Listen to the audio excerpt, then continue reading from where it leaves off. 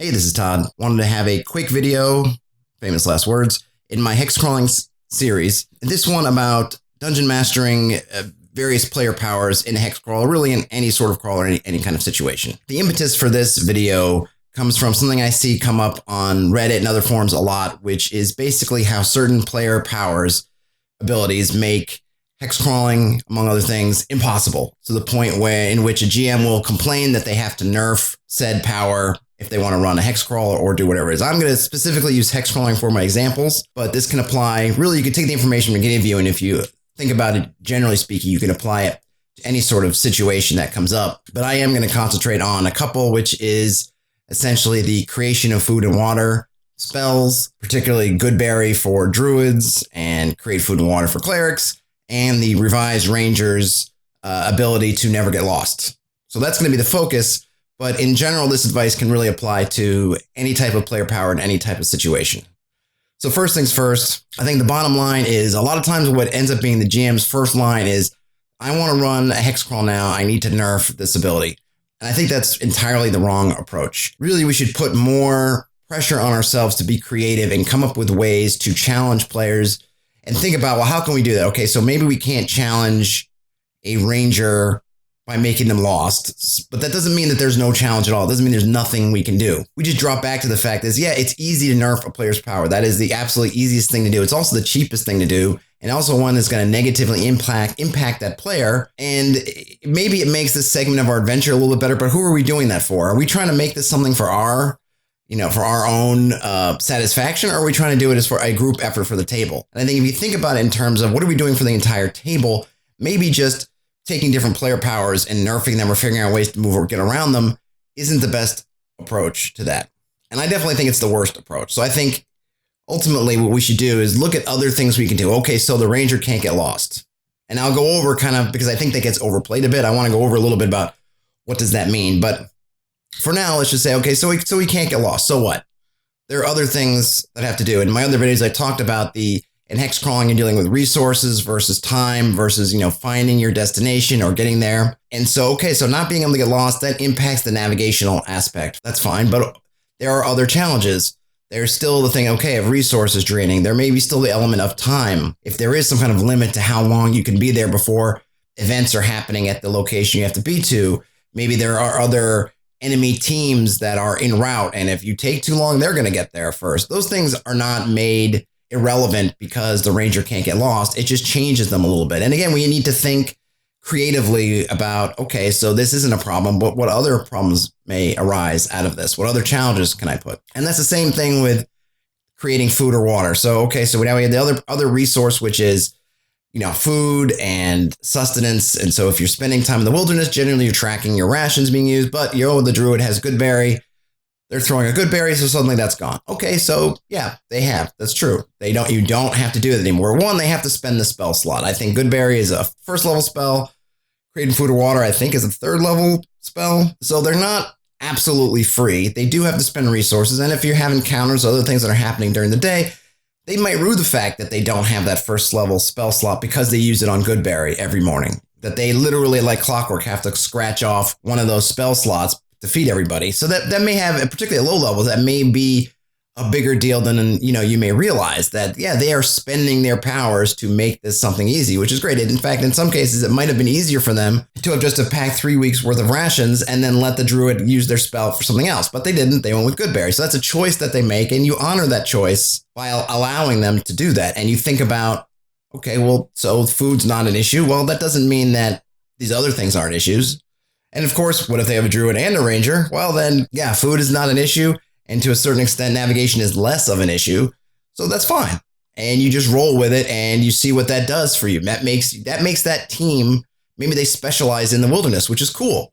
And then it opens up a lot of other things you can do in the wilderness because maybe they want to be out there and they want to be spending their powers and abilities because that's where they're most useful. Look at that as an opportunity to expand what you want to do in the wilderness, as opposed to folding your arms and saying, well, I can't run the wilderness because they're too good at it. No, lean into the things they're good at because they're going to enjoy doing it. They've obviously built these characters to excel at it. So really go into it, go into deeper details, go further into things, put more exploration out in front of them. And then you can add in more obstacles. There are obstacles that may not have to do with food or water. If you have a druid and you can create 12 Goodberries, that's fine if you have 12 people, but let's say you're in a situation where you're leading a band of 150 refugees through a wasteland. Your 12 Goodberries ain't not going to cut it. Same thing for the ranger. So maybe you can't get lost and navigation's easier, but now you're not navigating for you or a small party. You're trying to navigate for 200 people. The kind of roads you can take or the paths that you can take or the ways you can get around things are now severely impacted by that amount of people. Maybe things are chasing you and maybe you're trying to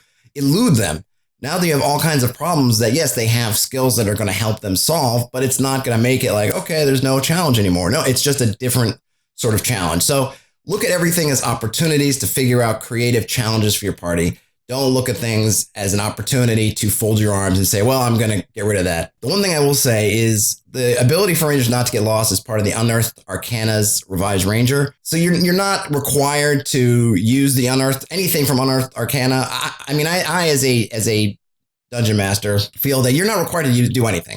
I hate when I see someone say, well, somehow make it sound like you must use everything that's in the player's handbook or everything that's in the officially released guides. And no, you must do anything. You make your game, you pick the setting, you design the world. And if certain things work in that world, use them, maybe expand them if you have things. And then other things, if they don't work in that world, it's not part of your vision, put them aside for that campaign. And you have this balance because you have players. And if they really don't like what you're doing, they're going to push back and then you'll have to adjust. And if they do like it, you do. So there's a natural sort of balance that you'll get to between if you try to get too far. I'm always someone who says, look, let's give it a shot. I've played games where I run games where everyone's humans because I wanted to have that kind of feel to it. I played a game and we were all dwarves, and it was we were sort of playing through a dwarven genesis where we were the first dwarves emerging from creation. You can't have those kind of games that are really interesting if you're going to sit there and say, oh no, if it's in the player's handbook, you have to use it or else I'm not going to play in your game. If you ever see that online, ignore it. Don't listen to those people, and certainly don't worry about it in your own games. But obviously talk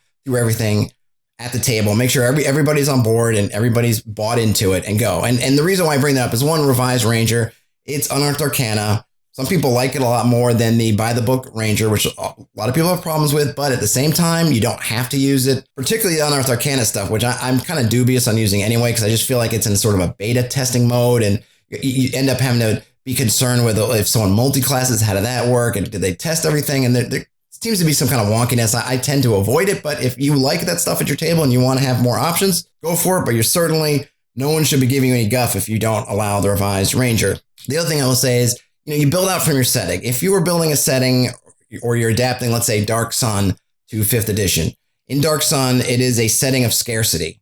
And you look at it and you say, in this kind of setting, the spell Goodberry, the spells creating food and water aren't going to exist. That's fine. But that's something that you're creating up front. You're not doing it because there are a few levels in and now you want to run a hex crawling segment and now you need to go back and sort of pencil in or scratch out, with a blackout marker. Oh, sorry, Goodberry no longer works, or now I need to nerf it, or you're going to enter some weird zone where Goodberry just doesn't work. That's the stuff where you run into trouble. If you do it as part of your setting that, hey, we're in Dark Sun, so listen, you prospective druid, let me tell you, you're not going to have Goodberry, but I'm going to give you this other thing instead, because here in Dark Sun, druids don't have that ability because they didn't have enough forces of nature. The nature magic isn't strong enough to really be able to spontaneously create food because there's the entire environment of this place is too desolate. That's fine. But I would say that, flip the script a little bit and think about, again, the possibilities creatively. If in this place like Dark Sun, there was a druid that could do this, maybe there's none left. Maybe this person emerges and they have this ability that nobody else has. Think about all the interesting things that come into play when the natives of Dark Sun, they see this guy creating food out of nothing to feed everybody. Abracadabra.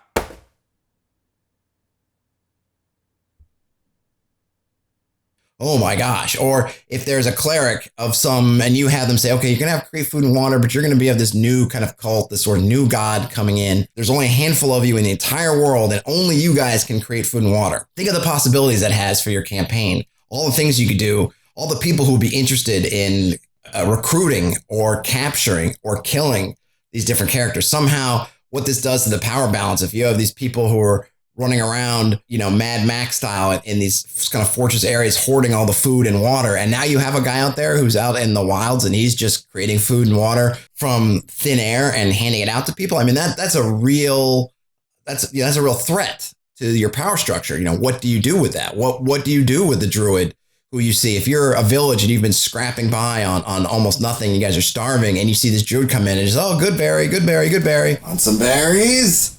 Come on. Eat them. They're good for you. Come on. You know you want one. Come on. You want to let that guy leave the village, or do you want to convince, threaten, kidnap, whatever, anything you could do to get that druid to stay with you and keep your village fed? These are all interesting problems, and I think in some ways they're more interesting than going with the default that they don't exist. Think about these things as possibilities. What do they open up for me instead of what do they take away? Because I think too often DMs, they look at the negative aspect. Oh, it can't get lost. So now I can't do this thing I want to do. Okay, they can't. But think about now what you can do. Think how you can push the situation to new heights and to new areas because of these abilities. So I want to make that really clear. I just think in general, think positively about these things. And it makes your players feel good. Anytime you can really use these abilities you have and make them meaningful in the story and the fiction, that's so much better than when you're looking at it and you're like, oh, I had this ability, but I can't use it because of X, Y, and Z. That kind of stinks. And not that there's not a place for that in certain elements, but when you make that a major part of a campaign or of a large segment of your campaign, it bums you out. And you should be able to understand that, right? And and as a DM, I can do all kinds of stuff. As a player, I'm limited by what's on my sheet. So you just basically took out one of my abilities. You better be a really, really, really good reason why you're doing that. So that said, let's look specifically at a couple things that affect hexcrawls. Let me know. Like I said, the ones I'm going to cover in this are the Ranger's ability not to get lost from the Revised Ranger, and then Goodberry, which I'm really just going to cover briefly because there's not much to say about it other than it does what it does and just got to roll with it. And then create food and water, which I think is a little bit more interesting, but again, it kind of does what it does. So first big one, Revised Ranger. It says as part of the description, one of the little bullet points says, hey, you don't get lost. That way. Now, this fills a lot of GMs, I think, with some kind of hesitation, or at least in terms of what it does for Hexcrawl. Oh my gosh, they can't get lost. And I feel like I see in places that it's interpreted like somehow they're a human Google Maps or GPS or TomTom, where they're on the map and they know exactly where everything is. And okay, this is the way we go. And they just kind of beeline straight there. I think it could be a reading that is certainly when we think about when you say I'm lost, what does that mean when you say you're lost? I think part of what this whole issue is that is you really defining that term, and it doesn't exist. I got into it with Reddit and someone about this where I was trying to explain to them, look, there's nothing in the book that says what the state of being lost means. And they tried to show me, well, here's where you roll to see if you're lost. And I'm like, yeah, I get that point. I get that you roll, you set a DC, you roll a survival check, and then either you're lost or you're not lost. But what does the state of being not lost mean? Or to flip it around, what does the state of being lost mean? How you define what it means to be lost goes a long way towards determining how strong an ability the Ranger's power is to not get lost is. So if I determine that being lost means I don't know how to get back from where I am. I'm in a location and I don't know how to get back to somewhere that I know. That to me is being lost.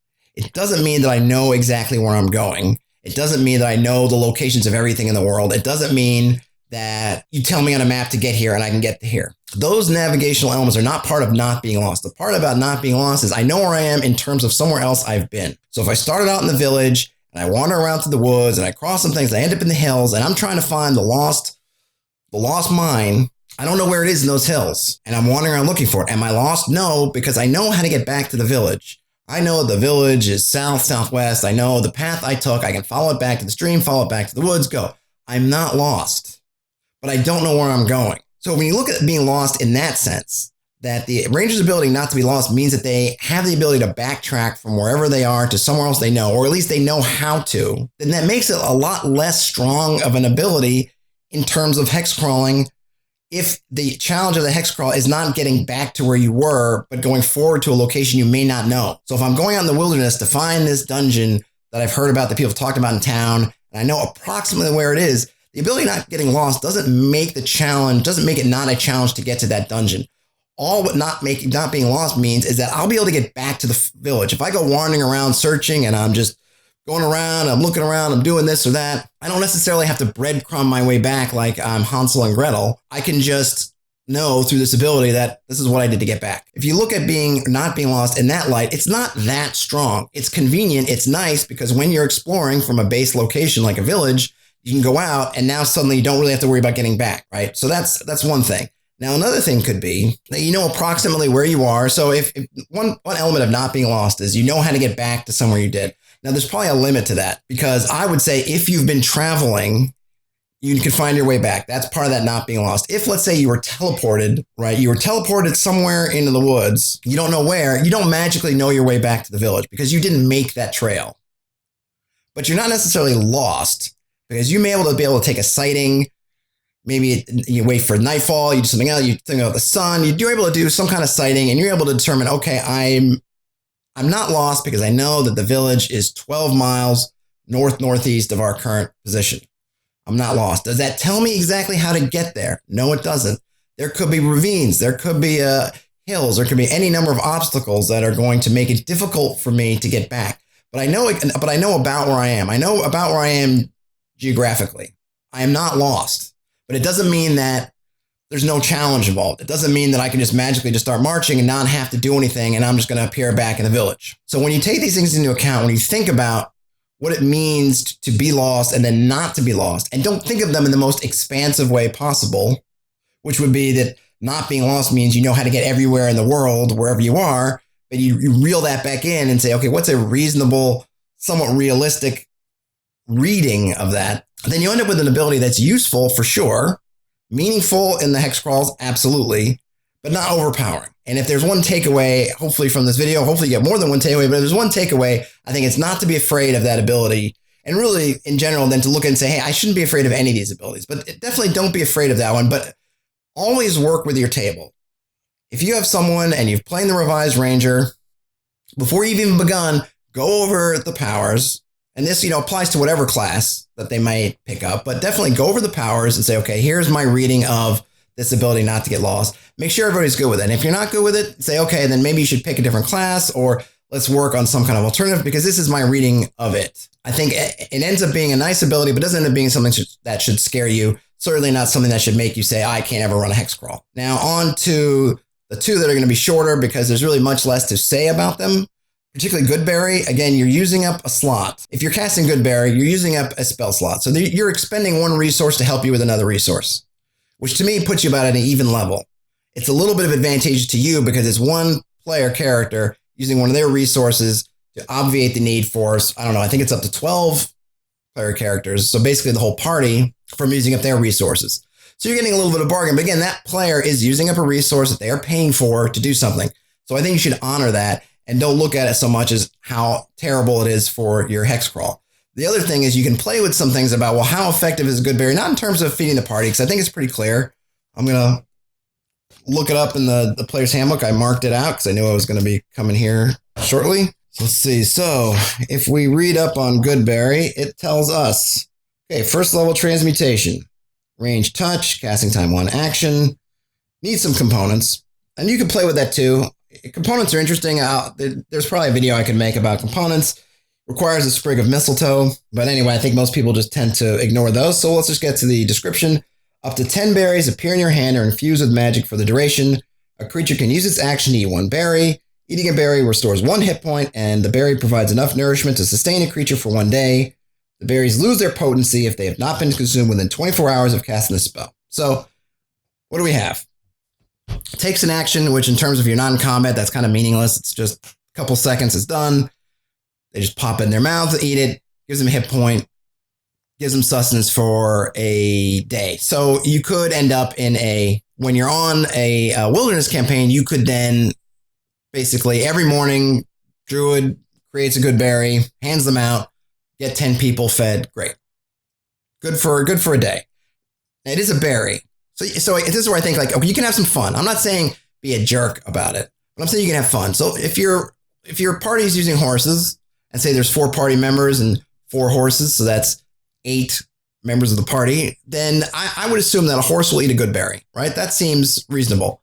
But what if you have a dog? What if you have some kind of exotic mount that's I don't know, a griffin or a lion or whatever, so a dire wolf that your halfling is riding, are they going to eat a Goodberry? Maybe not. So then they still need to eat or have time to hunt or do whatever. So you still need to take care of them. So that's one thing that you can play around with. And I don't think it's being a dick because it is a good berry. And if you have animals that are carnivores, they may not eat berries. I don't know if a wolf eats a berry. Maybe I would roll for it just to be kind of fair, but whatever. But you could definitely have fun with the fact, well, you're fed, but the wolf is starving. What do? You're fed, the griffin, you need to let it loose to hunt for a couple of hours. Otherwise, it's going to be starving. Kind of what do you do? So it's not a cure-all for everything. But, you know, if you have up to 10 people, which is a pretty good amount, they're fed, and that's fine. But you can't hoard them. You can't sit there and I'm going to spend 6 hours with my 6 first level spell slots and just make a whole bunch of good berries. We're going to put them in a bag and just carry them around. That won't work. 24 hours goes by, they go bad. And you can even have fun with the going bad part if you wanted to house rule something about what happens after 24 hours. Maybe they could take their chances, but then you could have some kind of ill effects work their way in if the good berries go rotten. So you can have fun there, but essentially it is what it is. They've created food. You move on to other things. On to the create food and water. Now we're talking, I'll just read the description again. This time it's a third level conjuration. So they have to use a more, high level resource to do this. And it says you create 45 pounds of food and 30 gallons of water on the ground or in containers within range, enough to sustain up to 15 humanoids or 5 steeds for 24 hours. The food is bland but nourishing and spoils if uneaten in 24 hours. The food is clean, doesn't go bad. Cost and action only has verbal and somatic components, so you don't even have to use any kind of reagent or anything. Range is 30 feet, instantaneous. Okay, so what do we have here? Again, it's an action, doesn't take any time to use. What I think is interesting about this, that I think probably gets overlooked a lot, is the thing that says deliberately about on the ground or in containers. So you're creating food and water, it's got to go somewhere. So, okay, you've created 30 gallons of water. Well, you better have 30 gallons worth of containers to put that water in. Otherwise, you just wastage. You can't just have 30 gallons of water. It doesn't just magically go in some kind of water bag of holding for you. You have to have the water skins and everything else to hold that water. So that becomes a limit. If you use it and just say you're in the desert and you don't have anything to gather that water up, you create 30 gallons of water, but you only have storage to hold what you can drink right there, then that's really of limited use, because the problem in a place like a desert isn't that you drink a whole bunch of water in the morning. You have to be hydrated or try to hydrate all through the day. So you can't just say, I create food and water. Well, the water doesn't have anywhere to go, but we're going to drink and we're good for the day. No, it doesn't work like that. If you don't have the containers available, then that water is gone. So it doesn't matter. In essence, 30 gallons is the upper limit if you have everything. If you just have 2 water skins and all that happens is those 2 water skins get filled and the rest of the water gets wasted. And the same thing for the food. Where is this food going? Who's holding that food? Who is carrying that food? And encumbrance is one of those things that I know often gets sort of hand waved away, but these are instances where the encumbrance rules become really important and really useful to you as a dungeon master, because you can say, okay, look, you've created 45 pounds of food. Who's holding it? 30 gallons of water, which maybe, I'm not sure how much that weighs, but that's maybe another, say 30 pounds of water. So you have 75 pounds worth of food and water. Who's carrying that stuff? How are you divvying that up? Where is it going? Don't hand wave that stuff, because if you hand wave it away, then there is nothing to stop them from just doing this all the time as convenient. If you force them to pay attention to these details, then suddenly maybe it doesn't become that much of a great option. Suddenly they're looking at going, well, it's a 3rd level spell and we can't carry all this stuff. That's a waste. I would rather try to go hunt. Bam. Now suddenly they have this resource and they decide not to use it because it's not the best option for the job. We're trying to travel light, or we're already encumbered. We're trying to get back to town and we have all this stuff from this dungeon. We don't have space to carry 30 gallons of water and 45 pounds of food. So we got to do something else. And that's what you want to do. I mentioned this in the other video. You want to create meaningful decisions. So sometimes these fine points, these details, these things, these little systems that are there that you think, why do I need to pay attention to the system? It's because it can add in these meaningful choices. So here that they're given a choice. You can create all this food and water, but if you don't find a way to carry it, going to get wasted. And again, it expires after a day. So this is something they're going to have to keep doing every day. They're going to have to spend 3rd level spell slots to create more food, which just means that if they run into things, if this is the last day, then they get to the dungeon, their encounter, suddenly they don't have a 3rd level spell slot to use. So it's not without a cost. But like with Goodberry, it does change the dynamics a little bit, because if they do decide to use that resource and they can hold the stuff or hold however much food they need, then yeah, food is not a problem. But that doesn't mean time isn't a problem, and it doesn't mean navigation isn't a problem, and all the other factors that come with that. It doesn't mean that there aren't challenges. It just means that the challenge isn't going to be getting fed, which is a part of the Hexcrawl, but it's not the main part. I think that if you have Goodberry and they're using Goodberry and they're rifling through it every day, it doesn't make the Hexcrawl meaningless. It doesn't mean, oh, I should just skip it and go to the head of the place because now I can't do anything. It just changes what you need to do. But that's create food and water. That's Goodberry. I think those are the main ones, along with the revised ranger not getting lost. It seemed to have the most impact as far as Hexcrawls go. As far as taking what I've talked about with Hexcrawls and looking at, well, how can I apply that to different situations? I think the first thing is take a reading of whatever ability is. Read through the book, look at what things say. And if it's coming from Unearthed Arcana or it's coming from another resource, read through that resource, see what it says. Because probably it's going to say certain things, and it's also probably going to put limits or some other things in there, but you're never going to know if you don't read it. The player may come to you in the game and say, oh, I'm a ranger, I can't get lost. And they may try to play it like, well, that means I can just get straight to this dungeon, right? Because I can't get lost. And you can get caught up in that and say, oh, I guess you can go straight to the dungeon. Okay, you're at the dungeon. If you get caught in a situation where a player pulls out an ability you weren't expecting, you weren't looking for, you weren't waiting for, don't just jump to their reading of it. Take a minute and say, okay, let me look at that ability first. Give me your character sheet, or let me see that revised ranger thing. Let me think about it for a minute. Let me read that spell and let's see what it says. Because oftentimes, again, there are going to be limits in there, but players will often either, and I'm not saying even intentionally, but you tend to brush over that thing. Oh, create food and water, we're good. Okay, but you've skipped over the point where that water has to be stored somewhere and carried around. It's not a huge oversight, but it's an oversight, and by paying attention to those details, you can make it work. So in any situation where these powers and abilities come up, if you know you're getting into it, you know your players' characters and their classes, I would say get in front of it, read up on it as much as you can if you can get in front of this before you actually start your campaign, because that way, if you do feel like to be able to portray a certain setting that certain powers don't work, do it, be upfront about it, be open about it, and do that before you start playing. But in the case where you feel like, hey, the campaign's taking a turn and we're going to have a new place, let me see what the players' abilities they have, how they'll interact with what I'm doing, and then I can adjust it. And again, I would say don't look at it as a negative aspect. Don't look at it like, oh man, I wanted everybody to be starving and the Druid's got Goodberry, so how do I get rid of his Goodberry? Forget that. Look at it more like, okay, now there are exceptions to this, everybody starving. What does that mean for the world? What does it mean if everybody is in a Minotaur's maze, but the ranger can at least find their way back out to the front? What does that mean? What does that do? How can I add on to that? How can I piggyback on that and really lean into it and push it forward? And that can really happen, like I said, not just in Hexcrawls, but in any situation. Hopefully if this video has shown anything, it's shown that you can do that. It's shown that you can not necessarily give up when you see a player ability come up that maybe eliminates part of a challenge. Just look at different challenges. Get out there. Don't be afraid of player abilities. Use them. Let it fire up your imagination. And game on. I hope you enjoyed this one. Thanks for watching, and I'll talk to you later.